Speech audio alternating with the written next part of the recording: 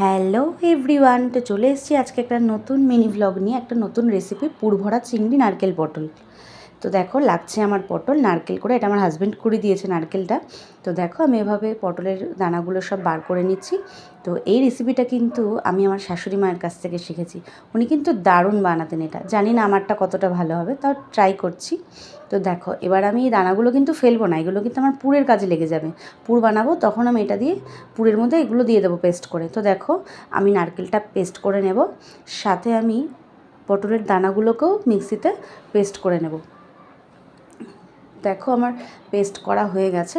তো আমি এবার লাগছে আমার মশলাগুলো, দেখো 4 মগজ, লঙ্কা গুঁড়ো, জিরে গুঁড়ো আর আদা। তো আমি দেখো চিংড়ি মাছটা ছাড়িয়ে নিয়েছি। চিংড়ি মাছ ছাড়ানোর কিন্তু একটা পদ্ধতি তোমাদের বলে দিই। চিংড়ি মাছের পিঠে একটা কালো শিরা থাকে, সেটা যদি তুমি ফেলে দাও তাহলে তোমার কোনো প্রবলেমই হবে না চিংড়ি মাছে। তো দেখো আমি এবার পটলগুলোকে লাল লাল করে ভেজে নেব।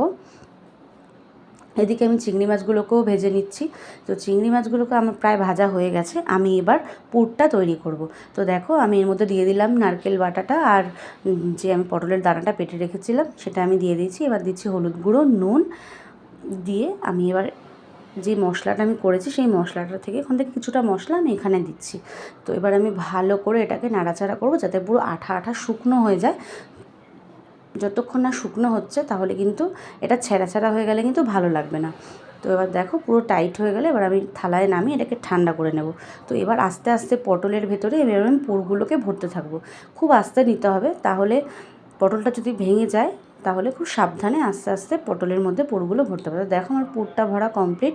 তো এবার আমি কড়াইতে এই সাদা জিরে, তেজপাতা ফোড়ন দিয়েছি। এবার আমি বাকি নারকেল যেটা আমার ছিল পেস্ট করা সেটা আমি এর মধ্যে দিলাম এবং মশলাটা দিয়েছি আর হলুদ গুঁড়ো।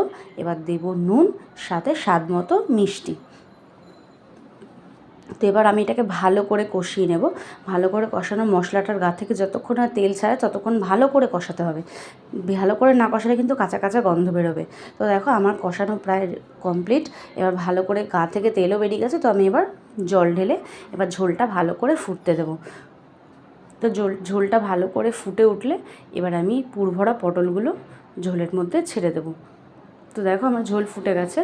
তো আমি পুরভরা পটলগুলো এর মধ্যে দিয়ে দিচ্ছি, দিয়ে ভালো করে ফুটবে। ফুটিয়ে ঝোলটা পুরো শুকিয়ে যাবে এবং গ্রেভিটা বেশ থকথকে ভাব হয়ে যাবে, তখনই নামাতে হবে। তো দেখো আমার গ্রেভিটা পুরো রেডি।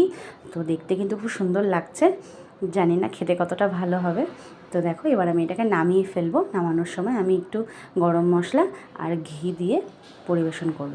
তো বন্ধুরা, কেমন লাগলো আমার রেসিপিটা অবশ্যই কিন্তু কমেন্ট করে জানাবে, আর ভালো লাগলে অবশ্যই একটু শেয়ার করে দিই। আজকের মতো টাটা।